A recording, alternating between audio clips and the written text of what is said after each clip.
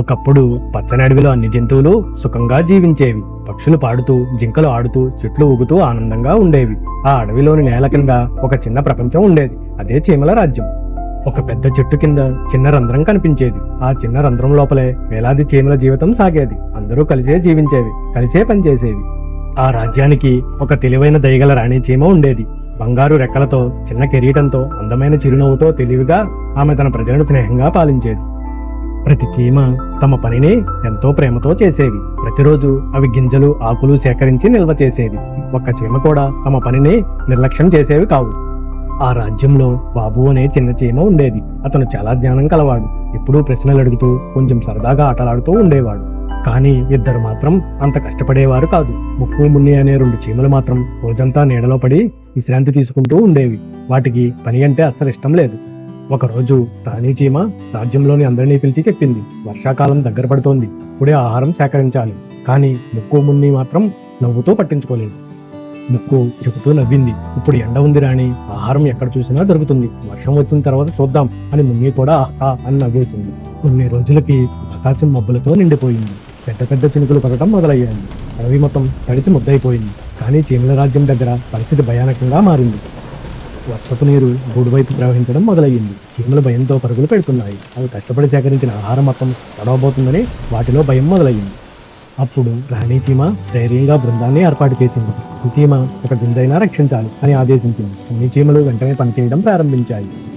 చిన్న చీమలైన పెద్ద పనులు చేసేవి. అన్ని చీమలు ఒకే దారిలో వరుసగా కష్టపడుతూ ఆహారం మోస్తూ గూడెంలోకి తరలిస్తున్నాయి. ఒక్కొక్కటి ఒక్కసారిగా అద్భుతమైన సమన్వయం చేసుకుంటున్నాయి. ఇక ముక్కు, మున్ని మాత్రం గూడు బయట చిక్కుకున్నాయి. వర్షం ఆగడం లేదు, ఆహారం లేదు, చలి భరించలేక విలవల్లాడుతున్నాయి. ఆ సమయానికి అవి తమ తప్పుని గ్రహించాయి. ముక్కు, మున్ని వర్షం మధ్యలో తడిసి రాణి గూడు ముందు వచ్చి ఏడుస్తూ చెప్పాయి, రాణి, మమ్మల్ని క్షమించు, మేము తప్పు చేశాము, దయచేసి లోపలికి తీసుకువెళ్ళండి. రాణి చీమ స్నేహపూర్వకంగా నవ్వి తలుపు తెరిచింది. ఇప్పుడు మీరు పాఠం నేర్చుకున్నారు కదా, ఇకపై అందరిలా కష్టపడండి. ముక్కు, మున్ని కృతజ్ఞతతో నమస్కరించాయి. బయట వర్షం కురుస్తూనే ఉంది. కానీ గూడు లోపల చీమలు సంతోషంగా భోజనం చేస్తున్నాయి. చల్లని వెలుతురులో అందరూ ఒక కుటుంబంలా ఆనందంగా గడుపుతున్నారు. బాబు చీమ రాణి దగ్గరికి వచ్చి అడిగాడు, రాణి, మనం ఎప్పుడూ ఇంతగా పనిచేయాలా? ఆటలాడటానికి సమయం ఉండదా అని. రాణి చిరునవ్వుతో బాబు చీమ తలపై చెయ్యి పెట్టి చెప్పింది, పని అంటే కష్టం కాదు బాబు, అది మన భవిష్యత్తుకే రక్షణ. కష్టపడితేనే సుఖం వస్తుంది. ముక్కు, మున్ని ఇప్పుడు మొదట్లోలాగా కష్టపడుతూ ఆహారం వస్తున్నాయి. అందరూ వాటిని చూసి సంతోషంగా చప్పట్లు కొడుతున్నారు. రాణి గర్వంగా చూస్తుంది.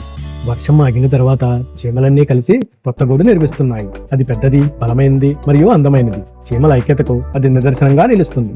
కొత్త గూడు నిర్మాణం పూర్తయింది. రాజ్యంలో సంగీతం, పాటలు, డాన్స్ ప్రతి ఒక్కరి ఆనందం పండగలా మారింది. ప్రతి చీమ నవ్వుతూ సంబరాలు చేసుకుంటుంది. బాబు చిన్న చీమ వేదికపైకి ఎక్కి మైక్రోఫోన్ పట్టుకుని ఒక పాట పాడాడు. కష్టమే విజయానికి తాళం చెవి అని. అన్ని చీమలు హర్షధ్వానాలతో చప్పట్లు కొట్టాయి. రాణి చీమ తన ప్రజలను చూసి ఆనందంతో గర్వపడింది. మీరు నా బలం అని గర్వంగా చెప్పింది. ఆ క్షణం రాజ్యంలో సంతోషం వెల్లివిరిసింది. రాణి ఒక రాతి పలకపై కొత్త నియమం రాసింది. ప్రతి చీమ రోజుకి ఒక మంచి పని చెయ్యాలి. అన్ని చీమలు ఆనందంగా అంగీకరించాయి. సూర్యుడు మళ్లీ ఉదయించాడు. అడవిలో చీమలు వరుసగా కష్టపడి పనిచేస్తున్నాయి. ఐక్యత, కృషి, స్నేహం ఇవే చీమల రాజ్యపు అసలు బలం. కష్టపడి పనిచేసే వారికి విజయమే సొంతం. ఐక్యతలో బలం ఉంటుంది.